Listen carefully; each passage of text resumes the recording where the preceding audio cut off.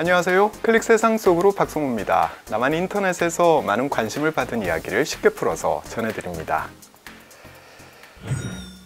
가장 싼 게 한 3만 달러 정도 하고요. 또 비싼 건 10만 달러가 넘어가는 독일의 고급 명차죠. BMW가 한국에서 공공연한 시한폭탄으로 떠올랐습니다. 잇따른 화재 사고 때문에 어디서 불이 날지 아무도 예측할 수 없기 때문인데요. 관공서와 아파트는 물론이고 공공주차장 대부분에 BMW 출입 금지 안내문이 걸렸고, 또 도로에서 마주치면 일단 피하고 보는 애물단지가 돼버린 BMW. 모두가 사고 싶어하던 꿈의 차에서 하루아침에 불자동차라는 오명을 얻게 된 BMW 이야기, 오늘 첫 소식입니다. 2018년 8월 9일 오전 8시경 남해 고속도로를 달리던 BMW 차량에서 불이 났습니다. 그리고 1시간 뒤 경인 고속도로를 달리던 BMW 차량에서 똑같이 화재가 발생했는데요. 이날 두 건을 더해서 2018년 8월 9일까지 올 들어 화재가 발생한 BMW 차량은 모두 36대입니다. 8월 9일까지 8월 초에만 총 8대 BMW 차량에서 화재가 발생해 거의 하루에 한 대꼴로 사고가 난 셈입니다. 사회관계망 서비스 상에서도 BMW에 대한 논란은 컸는데요. BMW 소유자들은 차량을 끌고 거리에 나오지 마세요. 언제 불이 날지 모르는 폭탄 테러 차량 같은 차를 몰고 다닌다는 것 자체가 살인행위입니다. 네, 사실 불이 나면 차보다 더 까맣게 속이 타는 건 차 주인들일 텐데요. 그런데 주변 사람들의 눈치까지 봐야 되는 처지가 돼버린 거죠. 또 외제차인 폭스바겐, 벤츠, BMW 모두 연비를 속여도 아무 말 못하는 정부. 호구가 돼서 그래도 마구마구 사주는 어리석은 과시족들. 네, 이렇게 정부와 일부 과시를 위해서 외제차를 타는 사람들에 대한 비판 여론도 거셉니다. 사실 BMW는 한국뿐 아니라 전 세계로 팔려나가는 독일의 대표 자동차 중에 하나인데요. 한국처럼 특정 시기에 차량 화재가 연쇄적으로 발생한 국가는 보고되지 않고 있습니다. 유독 한국에서만 이렇게 화재가 잦은 이유는 무엇일까요? BMW 측은 문제가 된 BMW 5 시리즈가 한국에서 많이 팔렸기 때문이라는 다소 황당한 해명을 내놨습니다. 이에 남한의 국토교통부 장관은 만약 독일에서 한국산 차량이 이런 화재가 나면 어떻게 했겠느냐며 그에 준하는 대응을 해달라고 요청했고요. 결국 이 회사는 BMW 520D 등 42개 차종 10만 6천여 대를 리콜 조치하겠다고 밝혔습니다. 리콜 대상인 차량은 모두 긴급 안전 진단을 받아야 하는데요. 남한의 국토교통부는 8월 16일부터 안전 진단을 받지 않은 BMW 차량의 운행 중지 명령을 내렸습니다. 특정 자동차의 운행 중지 명령은 유례가 없는 일입니다만 이미 36대 이상의 차량이 불에 타버린 뒤에 내놓은 조치라 늑장 대응이라는 비판이 거셌습니다. 인터넷 여론을 한번 살펴보겠습니다.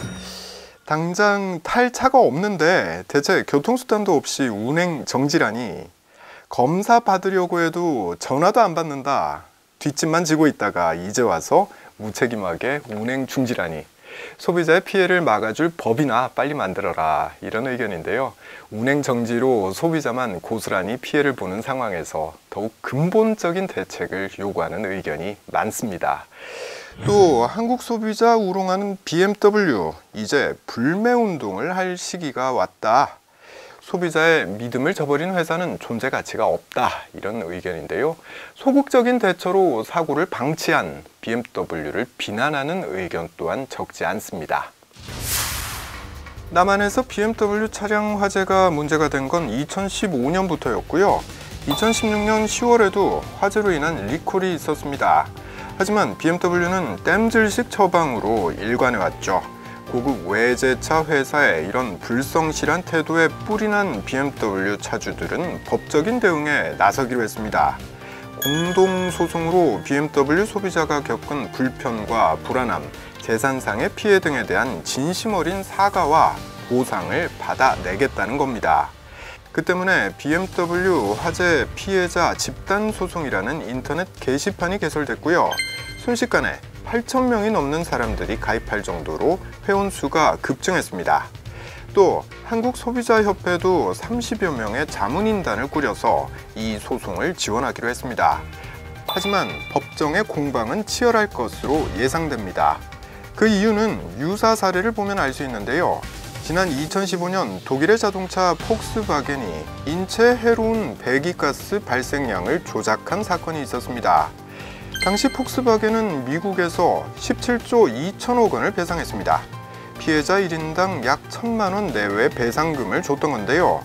하지만 한국 소비자는 10분의 1 수준인 100만 원짜리 쿠폰을 제공해 결국 소송으로 이어졌고 아직도 법정의 공방이 진행 중입니다. 같은 제품에 대한 미국과 한국의 보상이 다른 이유는 관련 법이 다르기 때문입니다. 미국에는 피해자에게 입증된 손해보다 훨씬 큰 금액을 배상하게 하는 이른바 징벌적 손해배상 제도가 있어서 천문학적인 배상금을 물게 할 수 있는 겁니다. 그래서 한국에서도 징벌적 손해배상 제도를 하루빨리 도입해야 한다는 의견이 높아지고 있는데요. 제값 내고도 불량품을 사용하지 않을 소비자들의 권리를 위한 제도 보완이 필요할 때가 아닐까 싶습니다.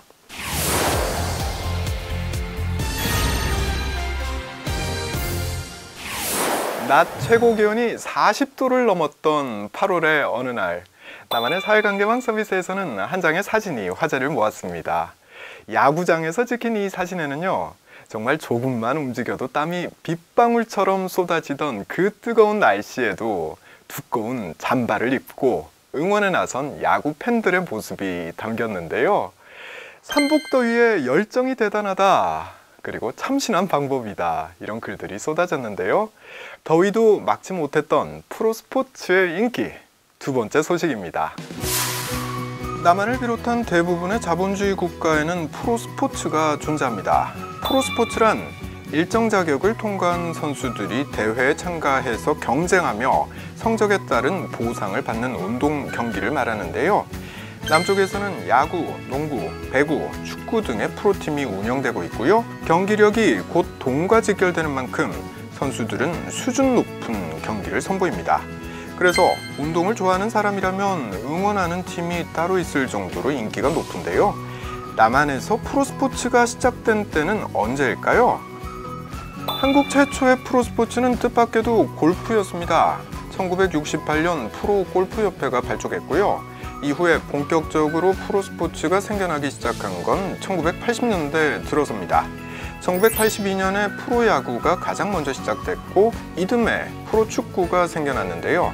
당시만 해도 개발도상국이었던 남한에서 프로스포츠가 태동한 배경에는 국민의 관심을 정치에서 멀어지게 하려 한 당시 정권의 의도가 숨겨져 있었다고 합니다. 군사 쿠데타로 정권을 잡은 제5공화국의 우민화 정책의 일환이었다는 거죠. 의도는 다분히 불순했습니다만 국가가 주도한 덕분에 프로스포츠는 빠르게 성장했고 이때부터 남한 사람들의 여가를 책임지게 됐습니다. 1980년대 말에는 농구와 배구가 선풍적인 인기를 끌었고 요즘에는 단연 야구의 인기가 높은데요. 2018년 8월 7일 남한의 프로야구는 누적 관중수 600만 명을 넘어섰습니다. 2011년 이후 8년 연속 600만 관중 돌파라는 신기록을 쓴 건데요.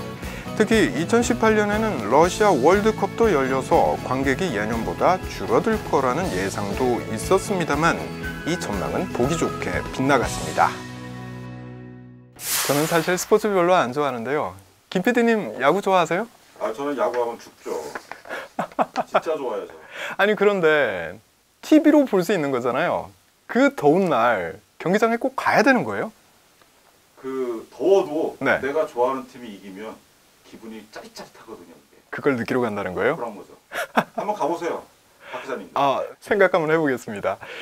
저처럼 스포츠에 이렇게 시큰둥한 사람도 있습니다. 하지만 먼 길 마다하지 않고 경기장을 찾아서 목 놓아 응원가를 부르며 선수들이 흘리는 땀에 박수를 보내는 사람도 방금 들으신 저희 제작진처럼 많은데요.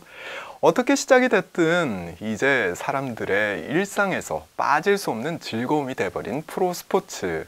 선수들의 역전 한 방에 하루의 피로를 날릴 수 있다면요, 더위도 추위도 경기장으로 향하는 이 사람들의 발걸음을 막을 수는 없을 것 같습니다. 지금까지 박성호였습니다. 다음 시간에 다시 뵙겠습니다.